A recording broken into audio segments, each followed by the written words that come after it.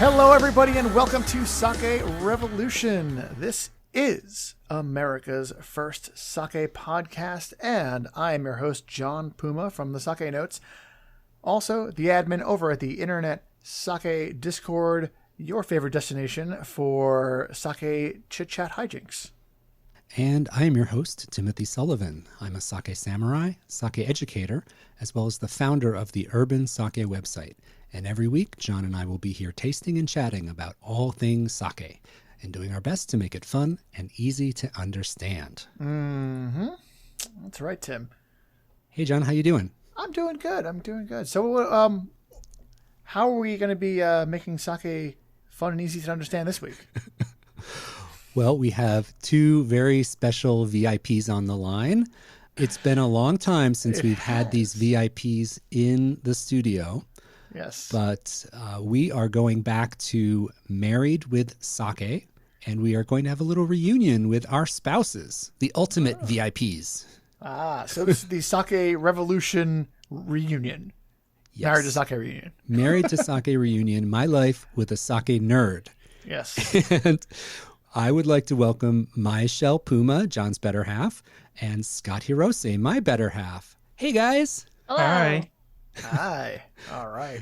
4 people on the line. This is going to be a very fun episode to edit.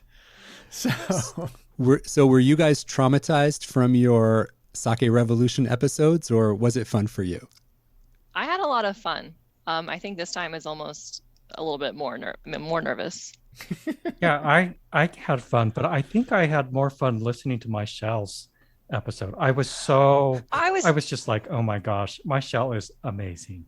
That's so funny because your episode is my favorite episode. On the last post that they did, they asked like, what was your favorite episode of this year? And mine was yours, but that was actually 2019. So I just didn't say anything. Well, it's interesting. I think you guys might have a lot in common because you put up with Puma and myself all year round. That's true. yeah, there's a lot to put up with, I think. No comment. No comment? So I have a question for both our VIPs. So Scott and Myshell, answer honestly, are you both weekly Sake Revolution listeners? Yes, I listen to it every week. And in fact, our family had a little trivia contest. And one of the questions was, how many episodes were there in 2021? And I did not have to cheat. I actually knew that there were 49 episodes.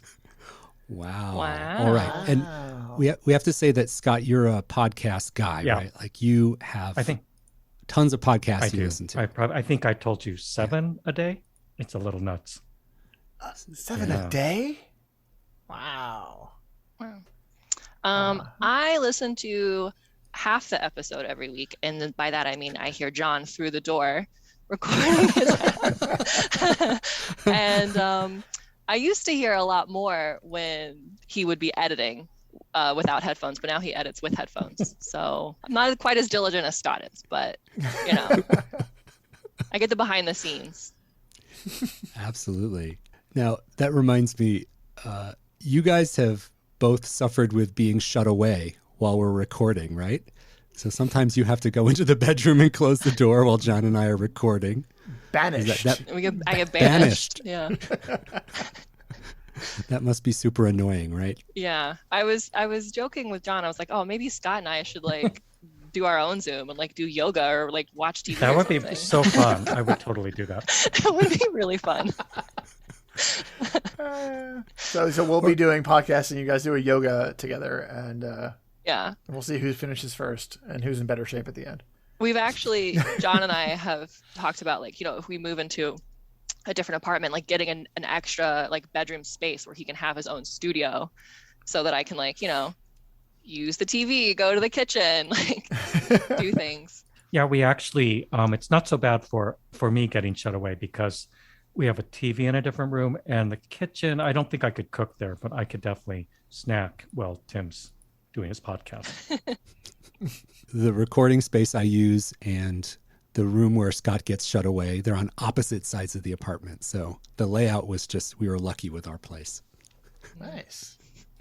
Yeah, at some point when if we look for a new place, we'll keep that design flaw in mind and see what we can do about it to make things a little bit easier. Yeah, as we mentioned earlier, we're in 2022 now.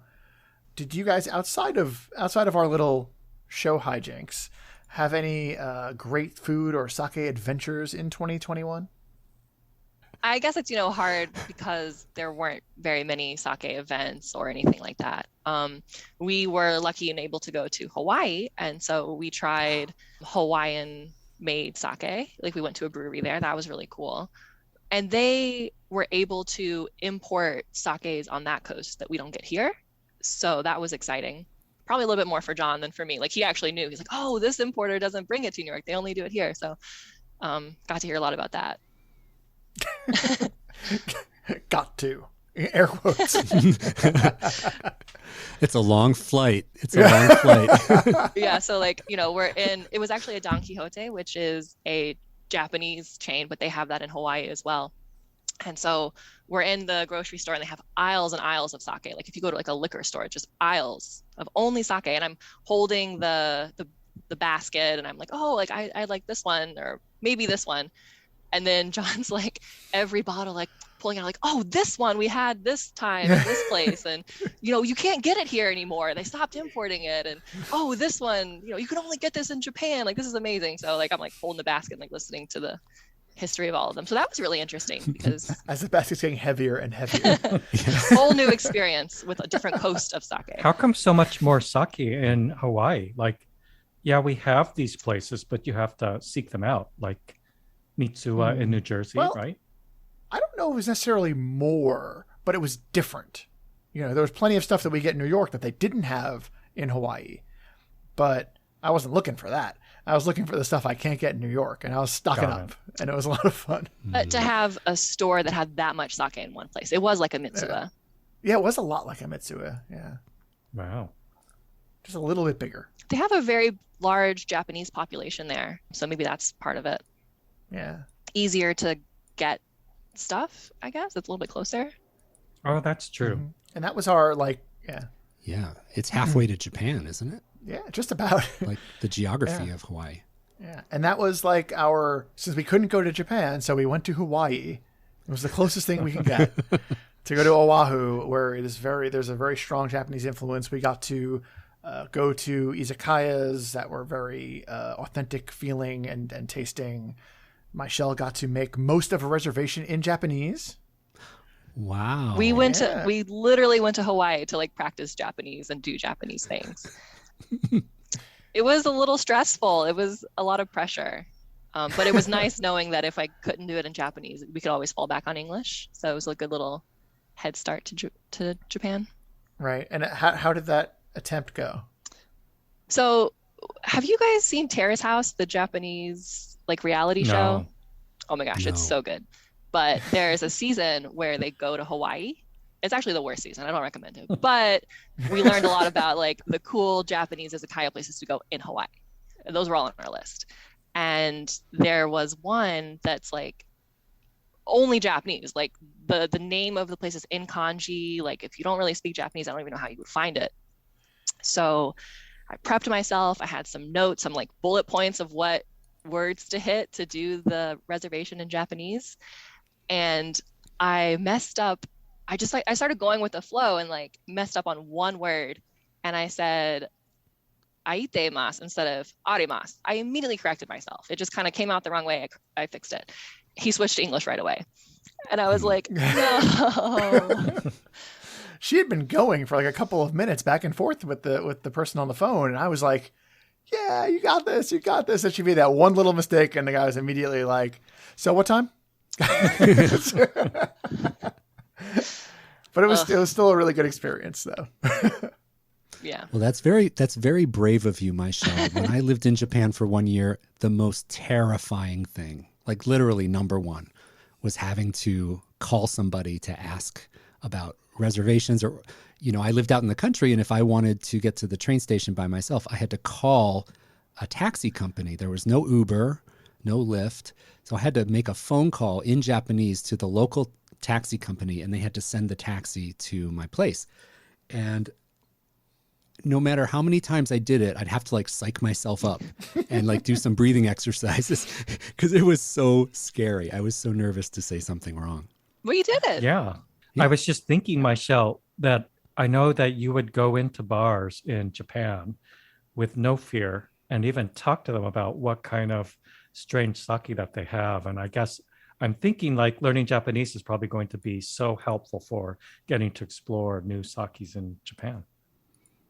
That is a huge driving force for me. Like when it gets really hard and I'm like doing these conjugation tables, I'm like just picturing myself going back to these places and like being able to like speak. And, you know, they were always so nice to like try to put up with me. And I just can't wait to like give back and actually like make it a better experience for them too.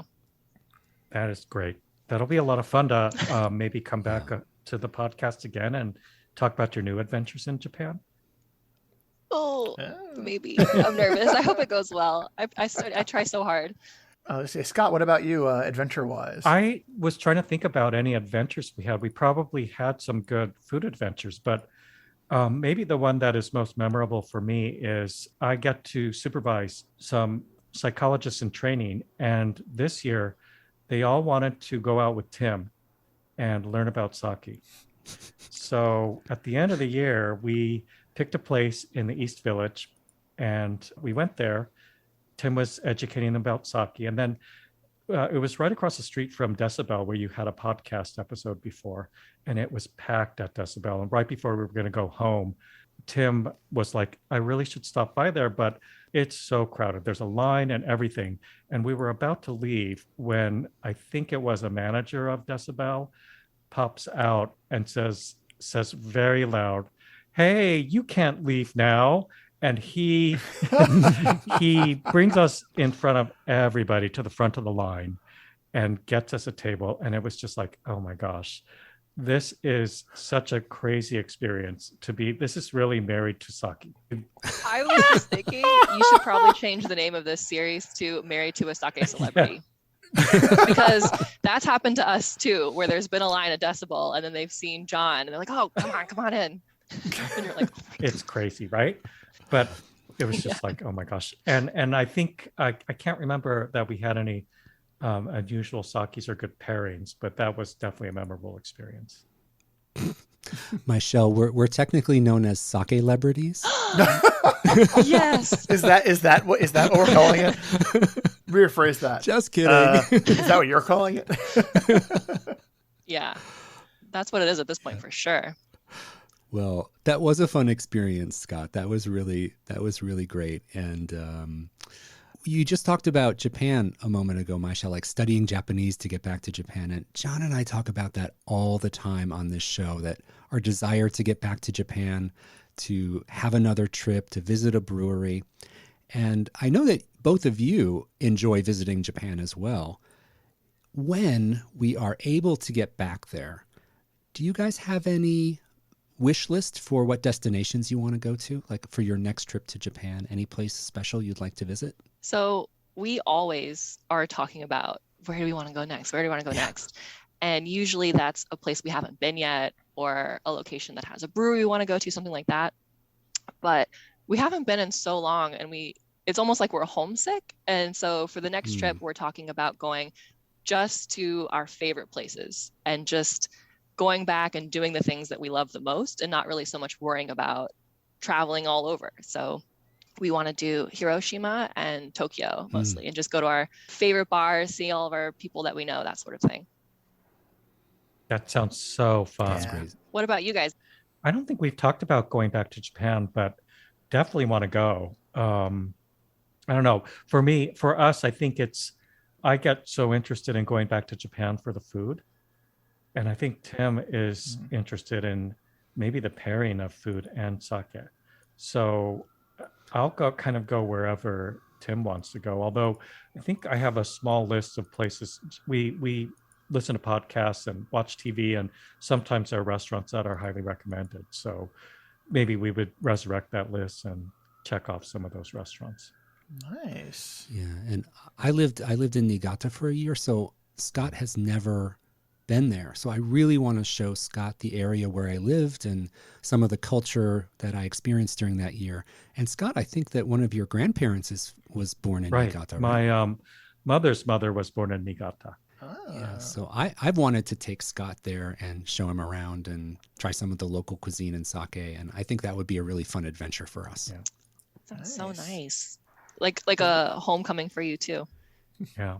When you first said, like, I spent a year in Niigata, I was half expecting you to be like, and I'm over it, so let's go someplace else.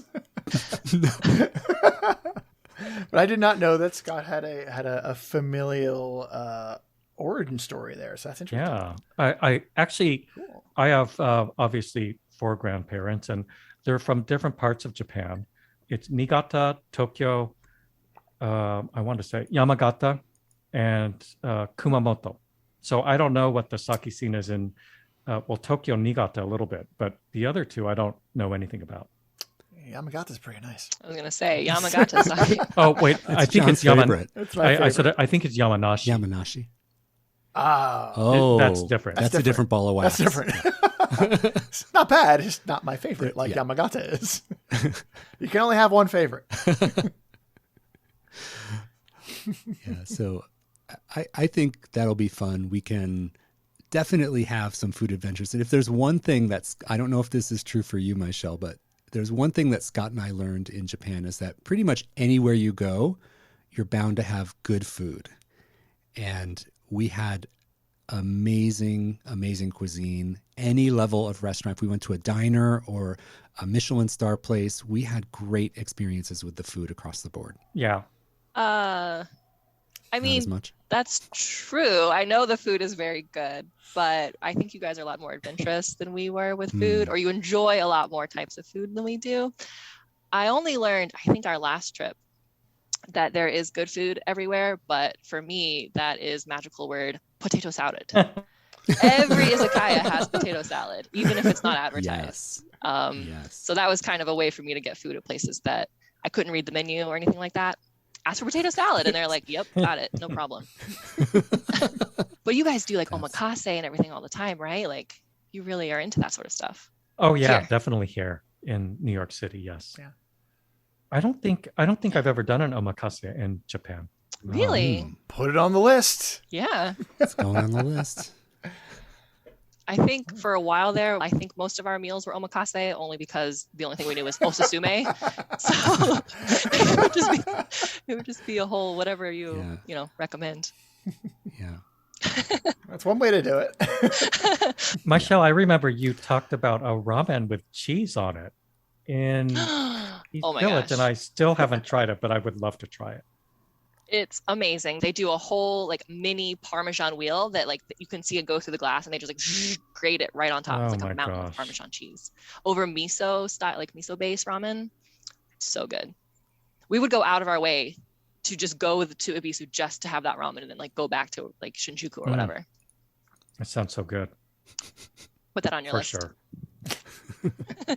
They have non-cheese ramens as well for those who perhaps are a little less inclined to have cheese, like me. Yes.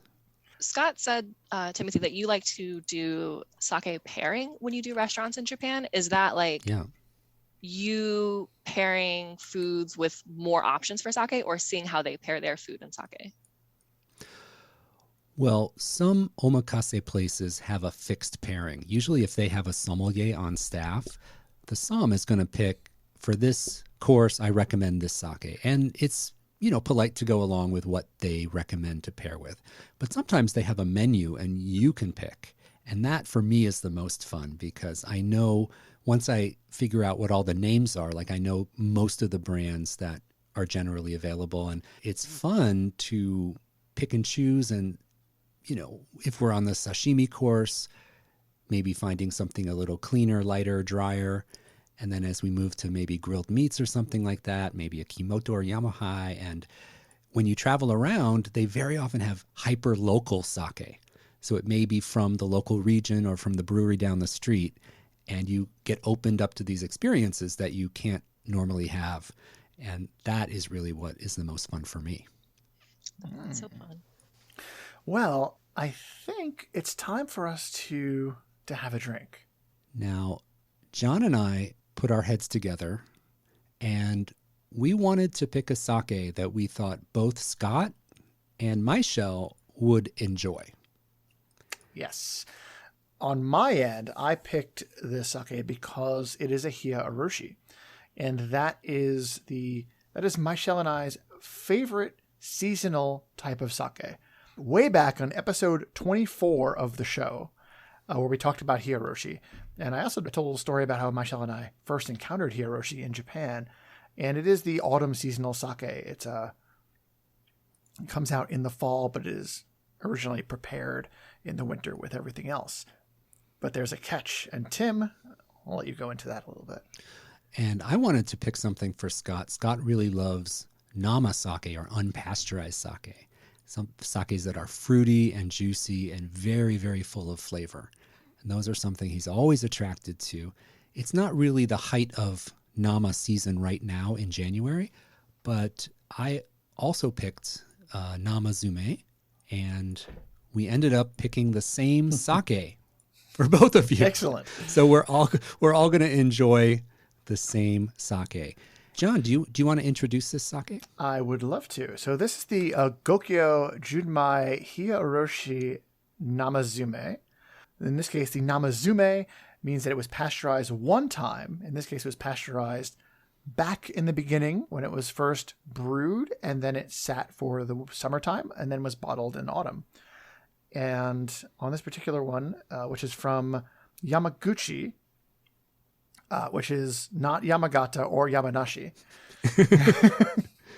Too many yamas. Yeah. Is from a brewery called Sakai Shuzo, and it uses Nihonbari and Yamanashiki rice. The Seimai Bawai, the rice milling percentage, is 60% remaining. The sake meter value is just +2, acidity at 1.9. And in English, Gokyo is 5 bridges. Yes.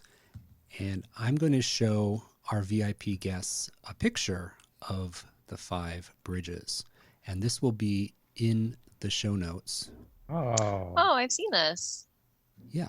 So this is in Iwakuni, Japan. This is one of the most famous bridges in Japan. And it is 5 arches that go over this river. And it's really, really beautiful. And the brewery, Gokyo, is located very close to this bridge. So that inspired the name, 5 Bridges, and it is a really super picturesque place to visit. So, all right, let's get some of this into our collective glasses. This is my favorite part. All right. So, our VIP spouses, you should have your sake prepared. So, let's give it a smell. I smell a little bit of pineapple. I don't know if you guys smell pineapple. I get a little bit of faintly almost cherry. Now that you've mentioned pineapple, I do get like a tropical sort of smell to it. I wish I had a more narrow shaped glass. I think that would help because the smell isn't like very strong. It's more light to me. Yeah, it's not overwhelmingly aromatic. Maybe a little citrusy to me now as it warms up a little bit. I think we should also mention that we talked about this being a Hiyaoroshi, which is a fall nama or fall release sake. And here we are in January. So this has also aged slightly at the shop. Mine has been refrigerated at the shop where I picked it up. So this is a Hiyaoroshi, but it's slightly aged. So I think that may mature the aromas and the flavor a little bit. Yeah, makes sense. Okay, well, let's give it a taste. All right. Oh, I like that. It's a lot richer than I thought it would be. At least in the glass that I'm drinking it out of, the smell was so faint. So I'm surprised by how much flavor there is actually here. Yeah. I actually kind of taste a little plummy flavor to it. To me, I am getting some dryness. Like maybe it's like 50-50, like going back and forth. Dryness and sweetness. I think the finish is very dry. the finish is nice and dry. The texture is really nice. Like it's not cloying. It's just kind of like light, but the taste has a lot of depth to it. And there's a good amount of complexity there too. Yeah, I think you're gonna find that a lot of time with the Hiyaoroshi, and then also the fact that, as you mentioned, like this is a little bit aged after the fact, going to pick up a little bit more depth and a little bit more complexity to it. It seems like it would go really well with food. Is there something that comes to mind for you, Tim? Our resident pairing expert. Not really. Well, John, chime in as well if you have any pairing recommendations. Now I have the pressure. For me, I'm not going to be afraid to pair this with a little bit of stronger Western foods. Although I'm not thinking spicy, but I'm thinking it can stand up to, heavier items like meat sauce, chili. Not the chili so much, but I can have this with meat sauce. I think this will go fine with some Italian. Yeah, I can have this with Italian. I can also have this with some like grilled chicken with vegetables, kind of or roasted chicken with vegetables. Maybe that sounds good. That sounds really good with this. What about pairing it with chicken marbella, that chicken with prunes that Ina Garden just started? She didn't just start it, but she changed the recipe. I'd try that. I was thinking something fruity and some main protein with some fruit, either citrus or plum or something. Yeah. It's not a sake you have to worry about getting lost. Right. Which is nice. Yeah. That's pretty out there. We tasted this once before on the show in episode 36. And when we tasted it before, we talked a lot about melon and a little bit more fresher tropical fruits.